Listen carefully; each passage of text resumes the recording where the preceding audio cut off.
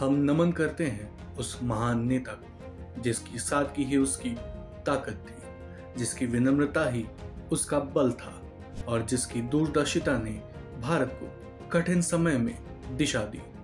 लाल बहादुर शास्त्री 2 अक्टूबर 1904 को मुगल सराय में जन्मे शास्त्री जी का जीवन साधारण परिस्थितियों से शुरू हुआ। बचपन में ही पिता का साया सिर से उठ गया, लेकिन गरीबी ने कभी उनके संकल्प को कमजोर नहीं किया।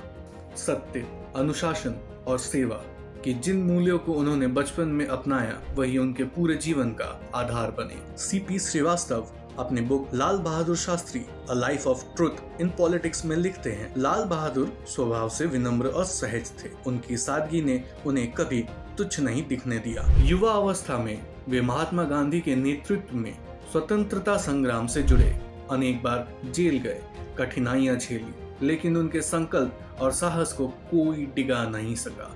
शास्त्री जी कम बोलते थे, पर उनके कार्य हमेशा शब्दों में अधिक मुखर रहे।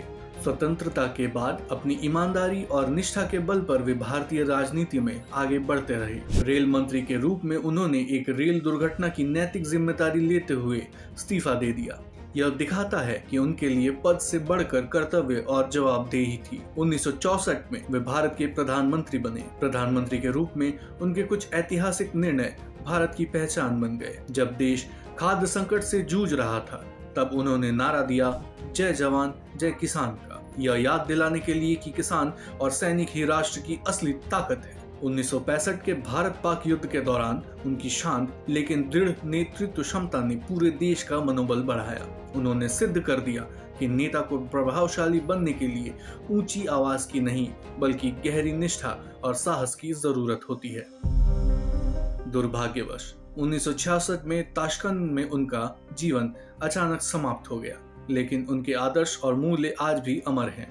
उन्होंने सिखाया कि महानता धन, संपत्ति या शक्ति से नहीं आती, वह आती है सेवा, त्याग और राष्ट्र प्रेम से। आज शास्त्री जी की जयंती पर आइए उनके संदेश को याद करें, उनकी सादगी को ईमानदारी से जिएं, उनकी दूरदृष्टि को आत्मनिर्भरता से अपनाएं और उनके साहस को राष्ट्रीय एकता में उतारें। लाल बहादुर शास्त्री का जीवन केवल इतिहास नहीं, यह हमारे भविष्य का मार्गदर्शक है।